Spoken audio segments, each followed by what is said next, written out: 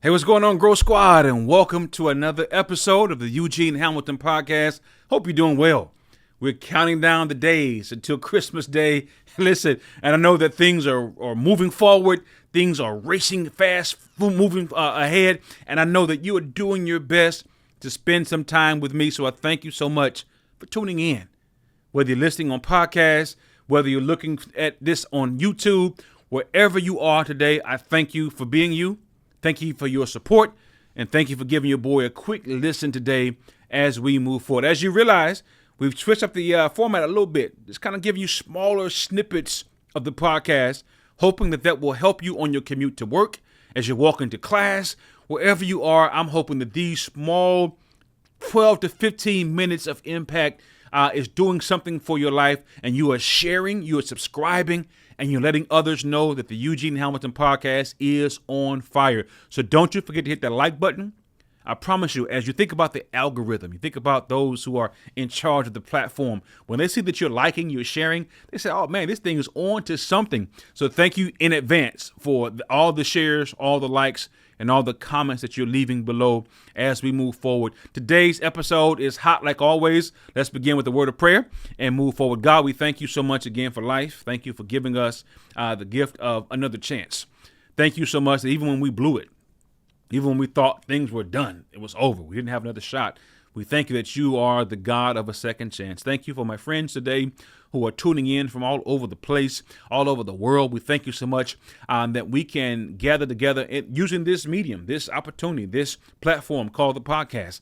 I hope and I pray that something is said and done that will be of benefit to all those who are tuning in. In your name we pray, amen. Today we talk a little bit about this taboo word called balance. Yeah, I'm not talking about that off-brand margarine or butter. I don't know. I don't think it's off-brand. I think it may be a premium brand, right? But this whole idea, I'm talking about today, of balance in our lives between work, family, and play. Have you found balance?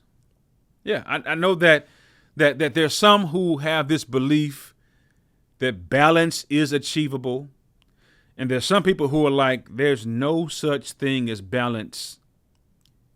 Everyone just has to get in where they fit in.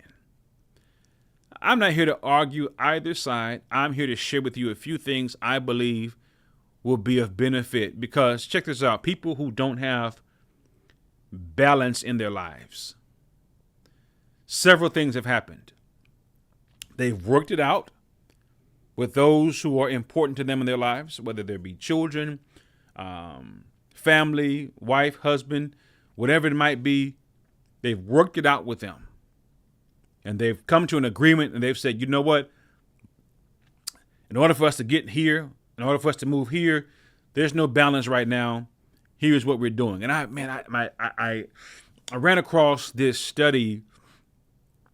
And it's important to me because I've got a 3-year-old, almost 4-year-old son. And he's moving now into a season where he is really, really enjoying time with mommy and daddy. Oh, man, we have the best of times. We have an awesome time. In fact, if you're listening right now in real time, we're actually in New York City right now. Yeah. We're on a family trip. It's a work trip turned family trip, right? Because I'm to the point now where I really, really believe that experiences are priceless. We buy our son things. Oh, man. I mean, we spend money that we probably shouldn't spend on stuff that he's going to play with for 5 minutes. But it's so funny, even at 3.5, almost 4 years of age, he will sit down in the car and recall an experience that he had. For instance, we took him to the snow for his birthday, his second birthday. We went up to Lake Arrowhead, had some fun in the snow. He talks about that experience. He always says, it's so funny to me, when I was a baby, Daddy, when I was a baby, I'm like, son, to me, you're always my baby. But he talks about the fact that he remembers that experience. Oh, he's looking through the phone And he's looking at himself at Legoland. He's looking at himself with his cousin at Disney World or Disneyland. He's looking at through the phone. He sees himself swimming when he was 18 months of years of age, or 18 months old, I should say. And we think about all this stuff in our life, and I'm intentionally in my personal life, I'm saying to myself, I cannot afford to be balanced at this point in my life. Now, that study I just referenced earlier, or that, I don't know what it was. I forgot. But there's an individual who talked about the fact that from ages 1 to 10, of course, we find ourselves working super hard, super long hours.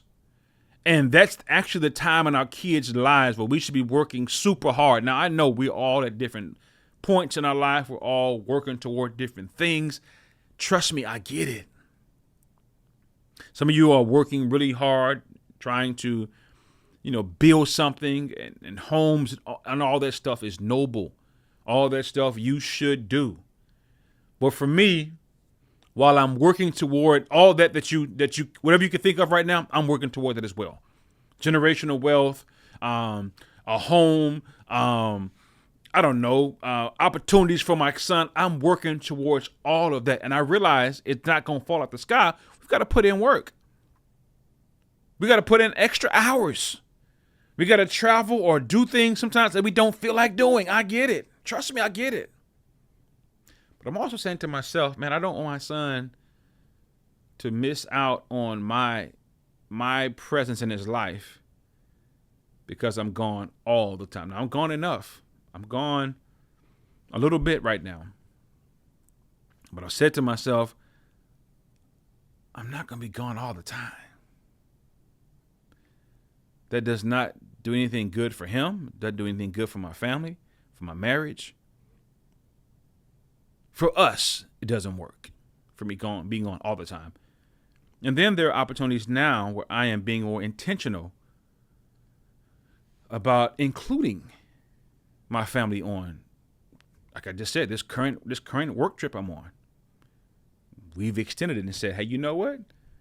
The Hamiltons are about to take on New York City, right? We live in California. We don't get the same kind of winter or the same kind of Christmas experience as they get in New York. We're going to go here and we're going to do our thing, right? But there are people in our world that are close to us, that are in our circle, that struggle with this whole work-life balance. And once again, I have not got it. I don't have it figured out. Just like you, I'm trying to figure it out.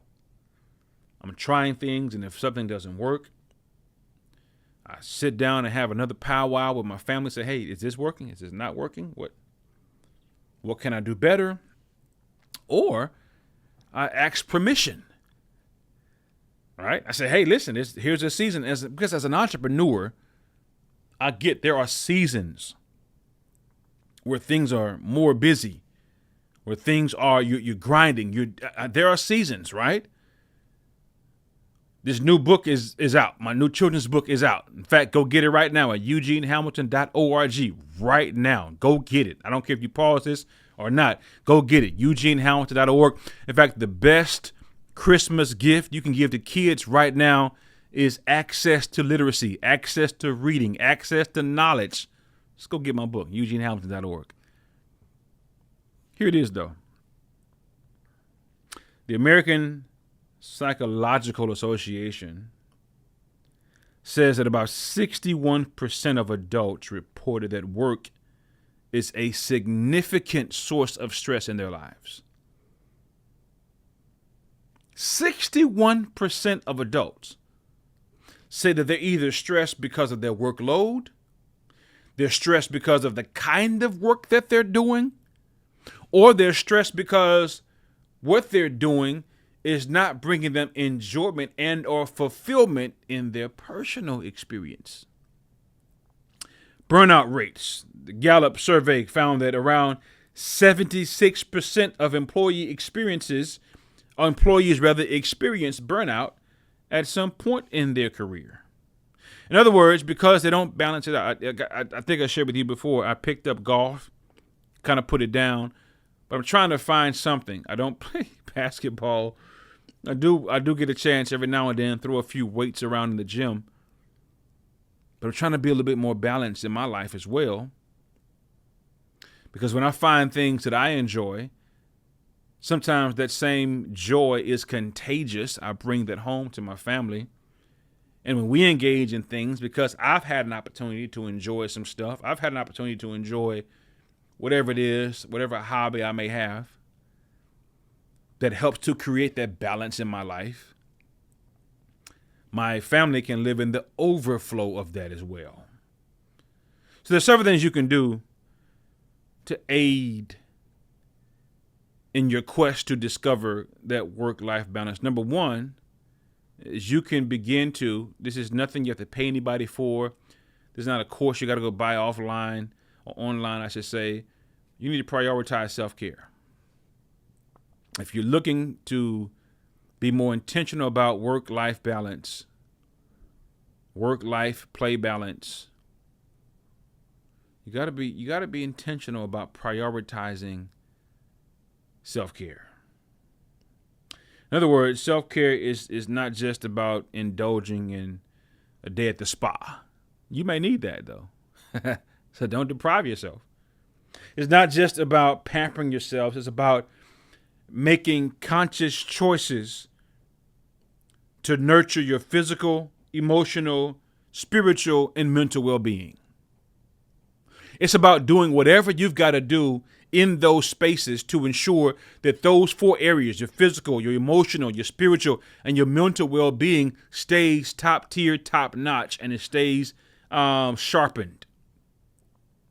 So whether that be going to see your therapist, whether that be going to the gym and making sure you get 45 minutes of working out in every day, whether it be opening up whatever spiritual literature feeds your soul, whether it be me ensuring that I'm having conversations with my family if things are off, if things aren't going well. I'm talking to my kids saying, hey, I feel like there's a rift in our, this is self-care. This is not me suppressing stuff saying, you know what, I don't feel my best. I'll exercise in 2025. Not do it today. You know, Thanksgiving, man, I went ham.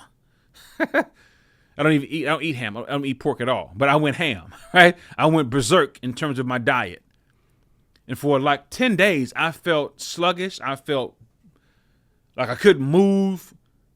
And I kept asking myself, why aren't you going to the gym or to the sauna or whatever you do to help you feel less bloated, less full, less whatever? So I did that.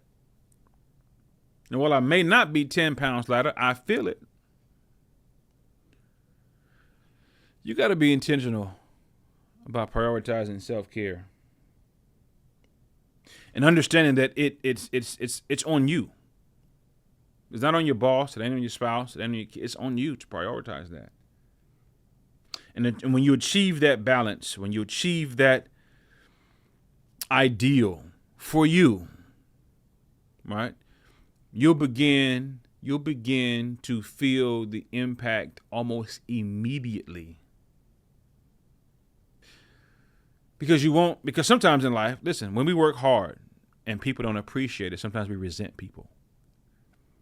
When you give so much and people don't reciprocate, sometimes we find ourselves, that's because along the way you've neglected yourself. And you say, man, I've put all this stuff into X, Y, and Z. That's why you got to prioritize that balance in your life. So as you're feeding others, and I'm done, as you're feeding others, make sure you feed yourself.